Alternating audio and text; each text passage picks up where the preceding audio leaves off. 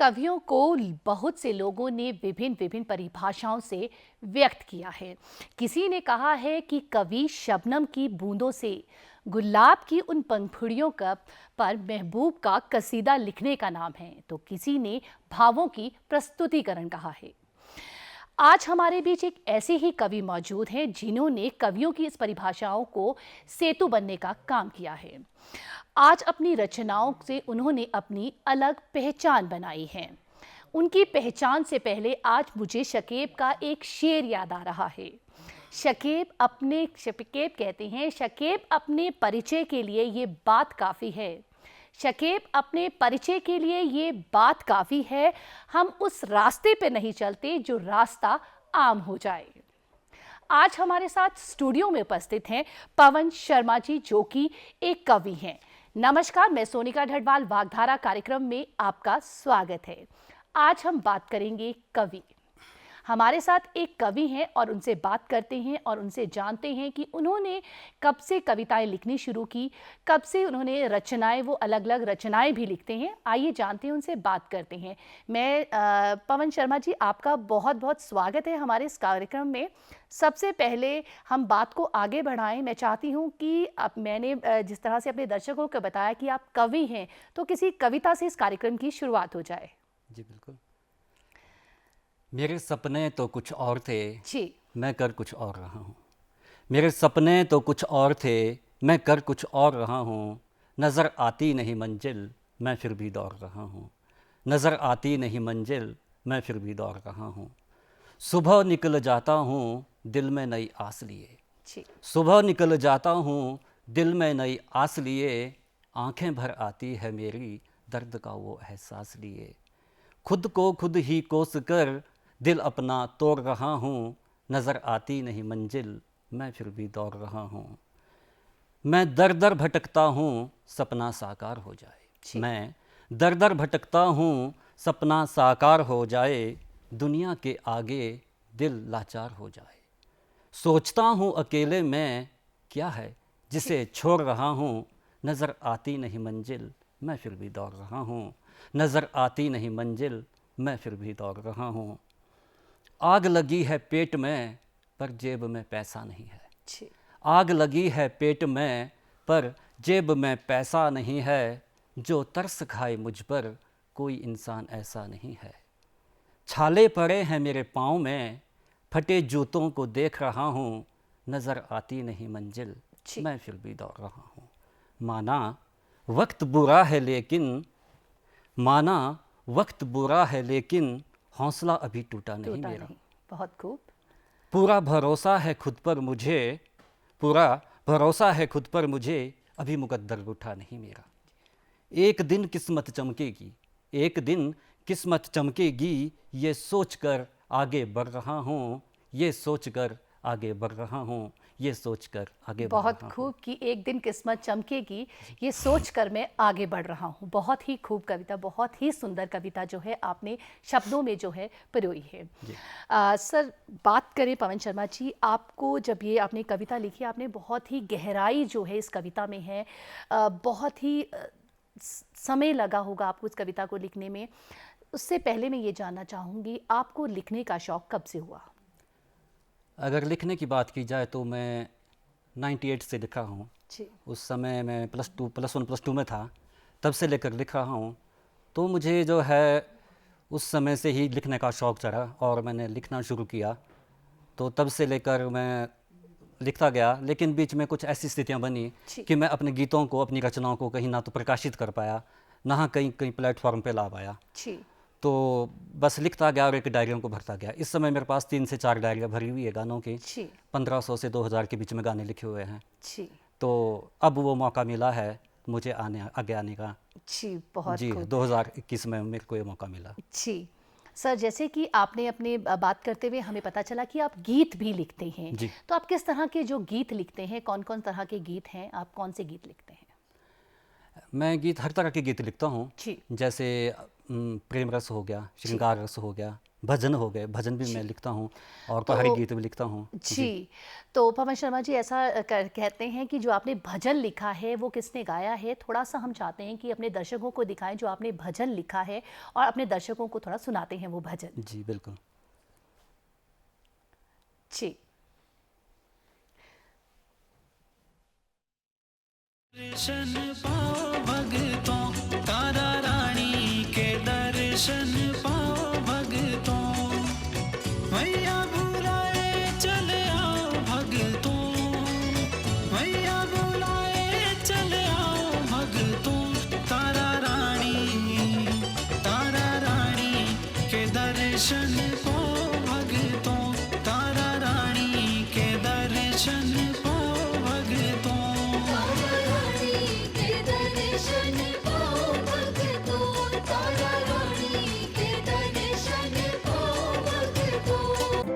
सोरा ताने मारदा सासू ताने मार दी सोरा ताने मारदा सासू ताने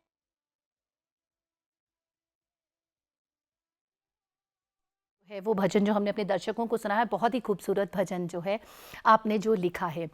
अगर हम बात करें, जैसे आपने कविताओं की बात की तो 1998 में आपने जो है ये कविताएं लिखनी शुरू कर दी, तो गीत भी क्या आपने उसी समय लिखना शुरू कर दिया था?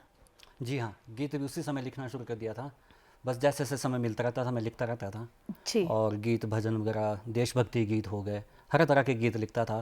तो सोचता था एक सपना था कि मैं गीत लिखूं और कहीं ऐसा समय आए जो किसी भी गाने का आगे गीतकार शब्द लिखा हो। एक सपना था मेरा जो अब जाके पूरा हुआ है। जी, बहुत अच्छा कि आपने जो सपना देखा वो पूरा हुआ। हम आशा करते हैं कि आपके जो जितने भी सपने आपने देखे हैं वो ऐसे ही पूरे होते रहें। सर, हम बात करें जब हम लिखते हैं, जब हम कोई भी चीज़ करते हैं तो हमें किसी से प्रेरणा मिलती है उस चीज़ की। तो आपको किससे प्रेरणा मिली कि मुझे लिखना है? आपने कभी किसी को देखा या आपको किसी से प्रेरणा मिली हो कि मुझे लिखना है? तो थोड़ा-सा मैं उसके बारे में जानना चाहूँगी। 90s का दौर था जब, बल्कि हम भी उसमें स्कूल टाइम में पढ़ते थे। जी। तो उस समय गीत मेलोडी के ज़माना होता था, मेलोडी का ज़माना था उस समय। तो समीर जी के गीत बजते थे, नदीम श्रवण का जो उसमें संगीत होता था, कुमार सानू की आवाज़ होती थी। तो उन चीज़ों से मैं बहुत प्रभावित होता था। जी। जब भी मैं उन गीतों को सुनता था तो ऐसा लगता था कि मतलब जैसे कि मतलब ये मैंने ही गीत लिखे हो। तो वहाँ से एक शौक़ जागा कि मैंने भी लिखना है, और उन गानों को देखकर, उन गानों को सुनकर मेरे अंदर भी ये शौक़ जागा कि मैंने भी गीत लिखना है। जी, तो जैसे आपने बताया कि आपने सुना, जब कुमार शानू जी के गीतों को सुना तब से आपको जो है ये शौक़ जागा।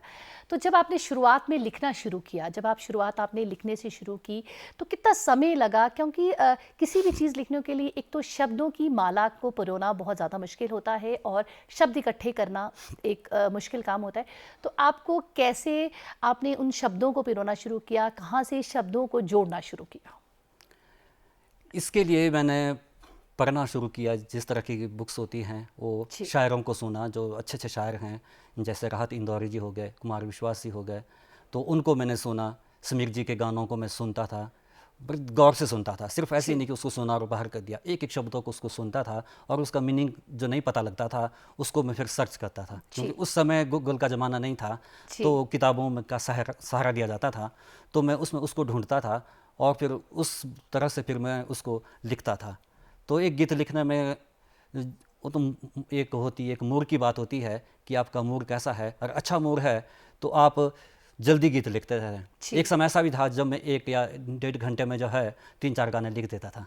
जी। जी, जी। तो जैसे आपने गीतों की बात की कि 1 घंटे या 1.5 घंटे में कई बार ऐसा मूड अच्छा है जी, तो जी। उसके लिए वो होना भी बहुत जी, ज़्यादा जी, जी। ज़रूरी हाँ जी, है, हाँ जी। मूड का होना भी। तो आप किस तरह के गीत लिखते हैं? जैसे अभी हमने भजन सुना आपका, तो आप भजन लिखते हैं और किस तरह के आपने गीत जो हैं लिखे हैं? हिमाचली गीत की बात करें या हिंदी गानों की बात करें, किस तरह के आपने गीत लिखे हैं? मैंने हर तरह के गीत लिखे हुए हैं, पहाड़ी गीत भी लिखे हुए हैं जी। और हिंदी भजन भी लिखे हुए हैं, देशभक्ति गीत भी लिखा हुआ है और हिंदी गीत भी लिखे हुए हैं। तो हर तरह के गीत लिखना मैं पसंद करता हूँ। जी, तो हम चाहते हैं कि एक और गीत, जैसे हमने भजन अपने दर्शकों को सुनाया, तो हम चाहते हैं कि एक गीत जो है हम अपने दर्शकों को जो है वो सुनाएं, जो आपने लिखा है, गाया किसी और ने है। जी, जी। तो हम अपने दर्शकों को वो गीत दिखाते हैं। जी। सोरा ताने मारदा सासू ताने मार दी ਸੋਹਰਾ ਤਾਨੇ ਮਾਰਦਾ ਸਾਸੂ ਤਾਨੇ ਮਾਰ ਰੋਜ਼ ਰੋਜ਼ ਕਰਦੇ ਬੁਰਾਈਆਂ ਦੇਖ ਚਿੱਟੀਆਂ ਕਲਾਈਆਂ ਰੋਜ਼ ਰੋਜ਼ ਕਰਦੇ ਬੁਰਾਈਆਂ ਦੇਖ ਚਿੱਟੀਆਂ ਕਲਾਈਆਂ ਸੁੰਨੀ ਸੁੰਨੀ ਹੋ ਰਹਿੰਦੇ ਮੇਰੇ ਸਾਥਣਾ ये गीत है और गाया भी बहुत ही उसी खूबसूरती के साथ है। जी जी। आपने जैसे हमें ये गीत के साथ साथ बताया कि आपने अलग अलग शायर जो शेर पढ़े और शायरों की शायरी पढ़ी, तो उसी के साथ आपने शायरी करनी भी शुरू की, शेर लिखने भी शुरू किए। तो मैं चाहती हूँ कि एक दर्शकों को एक शेर सुना दें। जी बिल्कुल। एक दो पंक्तियां हैं जिसे मैं सुनाना चाहूँगा आपको। जी। सफ़र अभी लंबा है क्यों हार मान लें, सफ़र अभी लंबा है क्यों हार मान लें, हौसला हौसला पैसा थोड़ी है, हौसला पैसा थोड़ी है जो उधार मांग लें। जी, तो बहुत एक ही- और पंक्ति सुना चाहूँगा आपको जी। कि जूते फट जाते हैं सपनों के पीछे भागते भागते, जी, जूते फट जाते हैं सपनों के पीछे भागते भागते, एक रात में ही कोई सरताज नहीं बन जाता है। जी, नाउमीदी के अंधेरों में हौसले ही काम आते हैं, नाउमीदी के अंधेरों में हौसले ही काम आते हैं, ये हौसला ही हर बीमारी का इलाज बन जाता है, ये हौसला ही हर बीमारी का इलाज बन जाता है। बहुत ही खूबसूरत है। आपके शेर से कहूँ मैं, जो आपने शेर लिखे हैं बहुत ही मोटिवेटेड हैं और बहुत ही लोगों को जो है प्रेरणा देने वाले हैं। चाहे हम कविता की बात करें या आपके शेर की बात करें, आपने कई जो है कवि सम्मेलन में भी जो है वो पार्ट लिया है। जी, जी। तो अब तक आप कितने कवि सम्मेलनों में जो है वो भाग ले चुके हैं और अपनी कविताओं को जो है वो प्रस्तुत कर चुके हैं? अभी जैसे मैंने आपको बताया कि 2021 से मैंने लिखना शुरू किया, जी, और कवि सम्मेलन की बात करूं तो पिछले साल से ही शुरुआत हुई है। ऑनलाइन तो मैंने कम से कम 25-30 कवि सम्मेलन कर दिए हैं अलग अलग मंचों पर, लेकिन अगर ऑफलाइन की बात की जाए तो पिछले साल से ही शुरुआत हुई है। यही मई का ही महीना था जी। और दिल्ली में ये शुरुआत हुई थी। तो सबसे पहला जो कवि सम्मेलन किया था वो दिल्ली में किया था, और वो कवि सम्मेलन इतना बढ़िया रहा कि उसके बाद उन्होंने मुझे 5 से 6 बार बुलाया कवि सम्मेलन के लिए। उसके अलावा मैं फिर उत्तराखंड भी गया, जी। वहाँ पे अंतर्राष्ट्रीय कवि सम्मेलन हुआ था जिसमें पूरे भारतवर्ष के कवि आए थे, जी। और उसके अलावा बाहर के देशों से भी कई कवि आए थे। जी, तो वहाँ पे मुझे बोलने का भी मौका मिला और बहुत कुछ सीखने का भी मौका मिला। इसके अलावा भी काफ़ी जगहों पे मैंने कवि सम्मेलन किए हैं। हमें बहुत गर्व है कि आपने प्रदेश में नहीं देश में भी जो है, प्रदेश में भी और देश के लिए भी जो है आप कवि सम्मेलन में भाग लेते हैं और अपनी कविताएं जो आप लिखते हैं वो मंच तक ले जा रहे हैं। बात करें, आपको काफ़ी सम्मान भी मिल चुके हैं, इन कवि सम्मेलन के उससे मिले हैं या अपनी रचनाओं के लिए मिले हैं? थोड़ा सा मैं उसके बारे में जानना चाहूँगी। जो मुझे सम्मान मिले हैं वो अपनी कविताओं के लिए मिले हैं, जी, और जो अपने क्षेत्र में जो बढ़िया काम किया है जी। उसके लिए दिए हैं। उस काबिल तो मैं हूँ नहीं, लेकिन उन्होंने समझा तो वो सम्मान मुझे मिला। सबसे पहला जो मुझे सम्मान मिला वो देवभूमि हिमकला मंच की तरफ से मिला। जी। उन्होंने मुझे स्टार ऑफ देवभूमि का अवार्ड दिया था जी, पिछले साल।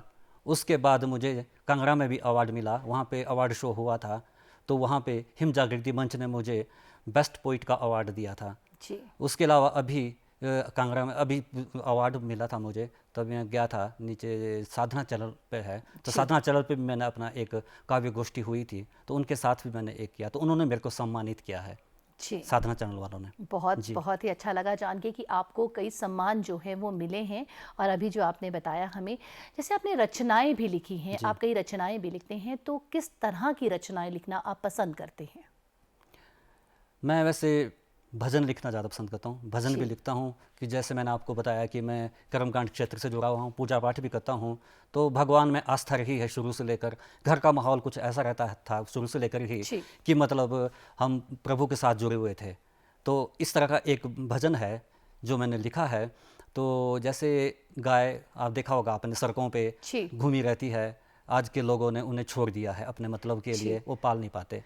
तो उस आप पे भी मैंने जो आप बता रही हैं, मैं चाहती हूँ अपने दर्शकों को, जो सड़कों पे जो गाय रहती हैं, आपने उसके बारे में जो लिखा है, वो गीत लिखा है अभी आपने, वो क्या किसी ने गाया है वो गीत या अभी नहीं?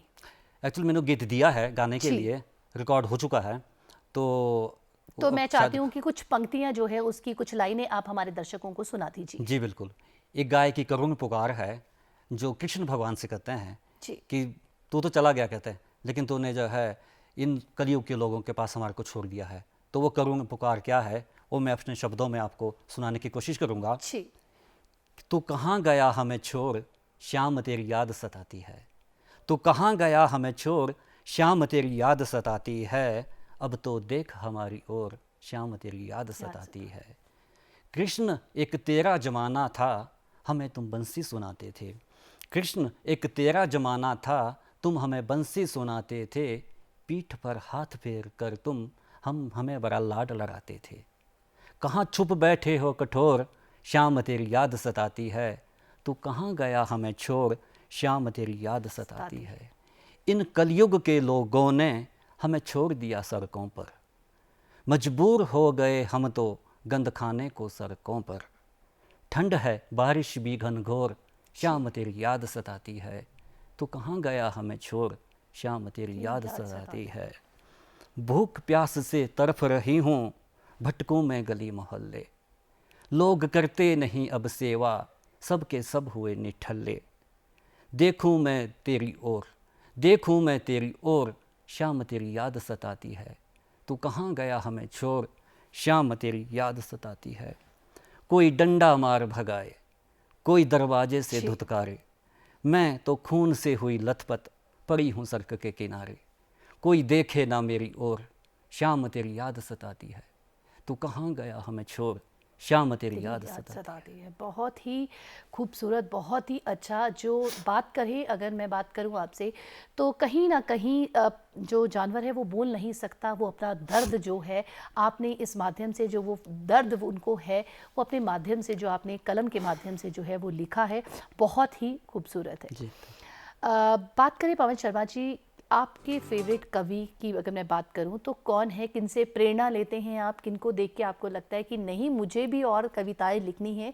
कौन से आपके जो हैं पसंदीदा, कहें तो कवि कौन से आपके पसंदीदा हैं? अगर मैं शायर की बात करूं जी तो शायर जो है और राहत इंदौरी जी बहुत जी। अच्छे शायर हैं, बहुत बढ़िया शायर हैं। उनसे मैं बहुत ज़्यादा प्रभावित होता हूं। जी। और आज के समय में जो शायर हैं, तहजीब वाफ़ी जी पाकिस्तान के हैं, बहुत अच्छी शायरी करते हैं। उनसे भी मैं काफ़ी प्रभावित हुआ हूँ। और गीतकारी की बात की जाए तो गीत में जैसे मैंने आपको बताया समीर जी हैं, उनसे मैं बहुत ज़्यादा प्रभावित होता हूँ। और उसके अलावा जावेद अख्तर जी, और आज के समय में मनोज मुंतशिर जी जी। जो बहुत अच्छा लिखते हैं। तो उन्हें देखकर लगता है कि काश कभी ऐसा दिन आए कि मैं भी फिल्मों के लिए लिखूं। जी। तो अभी है एक बात चली हुई है। चलो आशा करते हैं कि ऐसा आपके जो सपने हैं वो साकार हों। अगर मैं बात करूं तो कौन से रस अधिकांश कविताएं जो हैं आप वो लिखते हैं, जिसमें जो मैंने रस की बात की, अधिकांश कविताएं उसमें आप कौन सी लिखते हैं? अधिक जो है वो मैं श्रृंगार रस पे लिखता हूँ, प्रेम रस पे भी लिखता हूँ, जी और बाकी यथार्थ पे ज़्यादा लिखता हूँ। जैसे कोई समस्याएं हो, कोई अपने आसपास कोई ऐसी चीज़ लग रही हो कि इस पे लिखना चाहिए, तो मैं उस पे लिखता हूँ। जब आप लिखने बैठते हैं तो आप उस समय क्या विचार आपके दिमाग में चलते हैं, या जैसे आप क्या उसी समय आप सोचते हैं कि मुझे इस पे लिखना है? क्योंकि लिखने के लिए बहुत समय चाहिए, संयम चाहिए, और कहें तो बहुत ध्यान चाहिए। जी। तो किस समय आप लिखना पसंद करते हैं और क्या अपने दिमाग में रखते हुए आप लिखते हैं? बस वही होता है कि जिस तरह से कभी जैसे कोई स्थिति देख ली, कहीं पे लगा कि यार ये चीज़ ठीक नहीं हो रही है, ये गलत हो रहा है। जैसे मैंने आपको अभी गाय के ऊपर गाय के सुनाया, बारे में बताया। तो जी जैसे कई बार हम सड़कों में जाते तो देखा कि यार गाय पे है, तो उस पे मैंने लिख दिया। मज़दूर पे मैंने लिखा हुआ है, माँ पे लिखा हुआ है, बहन पे लिखा हुआ है, रिश्तों पे, हर चीज़ पे लिखा हुआ है, जी। प्रकृति पे मैंने लिखा हुआ है, जी। हर चीज़ पे जो भी अभी आते हैं थोड़े उस पे दिन लिखा पहले हुआ अगर है। हम बात करें तो जो था वो मदर्स डे भी था, हमने अपनी माता का दिन भी मनाया है। तो कोई ऐसी कविता आपने जो माँ पे लिखी हो या अपने पिता पे लिखी हो, तो मैं चाहती हूँ कि आप मेरे दर्शकों को सुनाएं। जी बिल्कुल। एक पापा पे मैंने कविता लिखी हुई जी। है, क्योंकि हमने अपने पिता को शुरू से लेकर बड़ा संघर्ष करते हुए देखा है। जी। तो जब भी देखा है तो ऐसा लगता है कि चलो उनके लिए कुछ गिफ्ट दी जाए। तो जी। मैंने अपने भाव अपने पिता के लिए, सब पिता के लिए लिखे हैं, जी। तो आपको सुनाना चाहूँगा। मेरी जी। ज़िंदगी मेरा अभिमान है पापा, मेरी ज़िंदगी मेरा अभिमान है पापा, मेरी धड़कन मेरी जान है पापा। जी। मेरे गुरु मेरे संस्कार है पापा, मेरी इबादत मेरे भगवान है पापा। उंगली पकड़कर चलना सिखाया, गिरकर फिर से संभलना सिखाया। जी। थक जाते थे जब भी पाँव मेरे, कंधे पर मुझे अपने उठाया।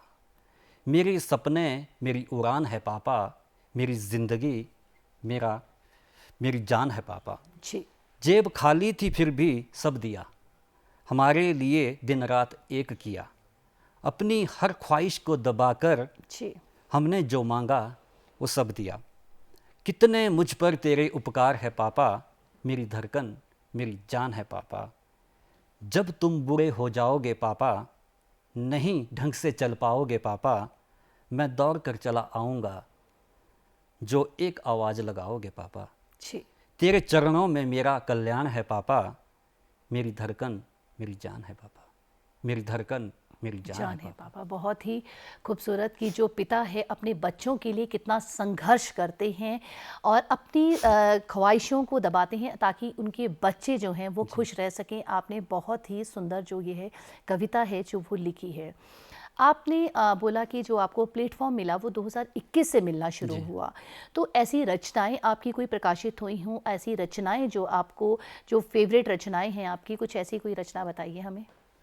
काफ़ी रचनाएं मैम जो हो चुकी हैं, वो जैसे दिव्य हिमाचल में, अमर उजाला में, और काफ़ी सारे जो जैसे पहली नज़र अखबार आता है जी कांगड़ा से प्रकाशित होता है, उसमें भी मेरी काफ़ी रचना प्रकाशित हो चुकी हैं। उसके अलावा मैगज़ीन है जो पूरे भारतवर्ष में चलती हैं, दैनिक दर्पण हो गया, बहुत सारे नाम हैं, कोटा से, राजस्थान से भी है जी और दिल्ली से भी है, तो वहाँ से भी मेरी मैगज़ीनों में भी कविताएं अक्सर छपती रहती हैं। जैसे आपने हमें बात की गीत और कविताओं की, थोड़ा सा मैं जानना चाहूँगी गीत और कविता इन दोनों में, आप गीत भी लिखते हैं, आप कविता भी लिखते हैं, तो गीत और कविता में थोड़ा सा मुझे अंतर बताएंगे। मेरे दर्शकों को भी जानना होगा कि गीत भी लिखते हैं आप, कविता भी लिखते हैं, तो थोड़ा सा अंतर इनके बीच में जानना चाहेंगे हम।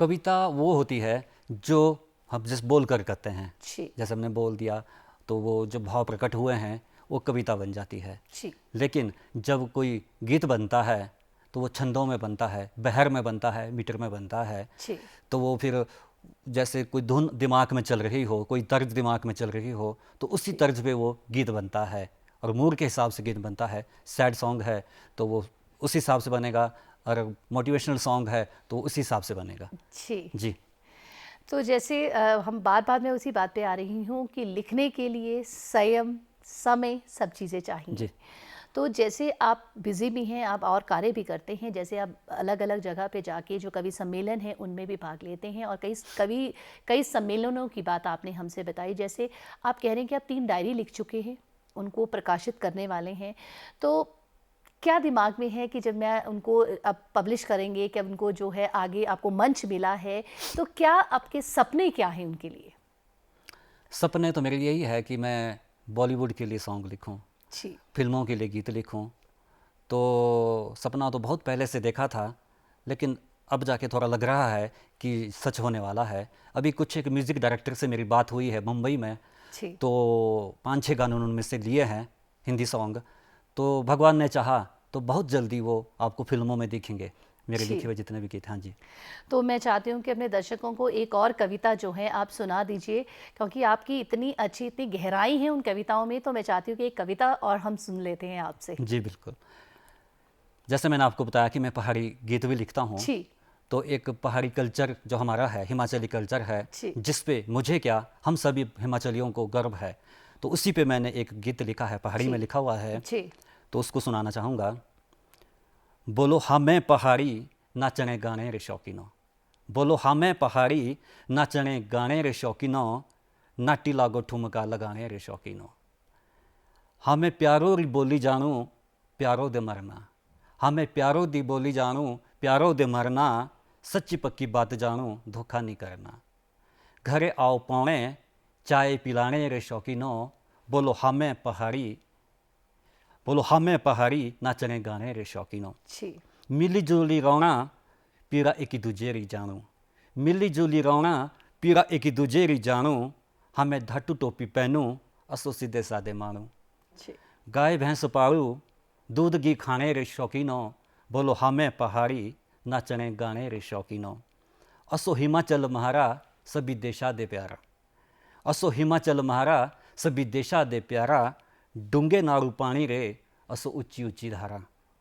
देवभूमि महारी जातरा नचाने रे शौकीनों, बोलो हमें पहाड़ी नाचने गाने रे शौकीनों। जी, बोलो हमें पहाड़ी नाचने गाने रे शौकीनों। बहुत ही खूबसूरत कि हम पहाड़ी हैं, हमें नाचने गाने का शौक़ है और जो हिमाचल का जो संघर्ष है वो भी इस कविता में है और बहुत ही खूबसूरत है। तो आप इतनी कविताएं हमने आपसे सुनी, गीत हमने आपसे सुने, शेर आपसे सुने। जी। आपने बहुत ही सुंदर गीत लिखे हैं, कविताएं लिखी हैं और रचनाएं और शेर। अब चाहती हूँ कि हम अपने दर्शकों से विदा लेते हैं, तो एक कविता के माध्यम से हम दर्शकों से आज विदा लेते हैं। जी बिल्कुल। योग पे मैंने लिखा हुआ है, जी, सुबह उठकर सूर्य नमस्कार करें, अपने जीवन से दूर अंधकार करें, सुदृढ़ तन हो करें योग साधना, आओ जीवन में खुशियों की बौछार करें। जी, निरोगी काया बस योग से होगी, लड़ने की शक्ति हर रोग से होगी, तनाव मुक्त हो ये जीवन हमारा, ऊर्जावान बनो ध्यान योग के द्वारा। एकांत में बैठकर थोड़ा विचार करें, जी। आओ जीवन में खुशियों की बौछार करें। बहुत ही खूबसूरत। बहुत बहुत धन्यवाद पवन कुमार जी, आप हमारे इस कार्यक्रम में आए। अब हम अपने दर्शकों से विदा लेते हैं और अगली बार जो आपके गीत जो गए हैं, हम आशा करते हैं कि वो गीत आपके जो आपके सपने हैं वो पूरे हों। और आज हम अपने दर्शकों से यहीं पे विदा लेते हैं। अगले कार्यक्रम में फिर मिलेंगे। नमस्कार।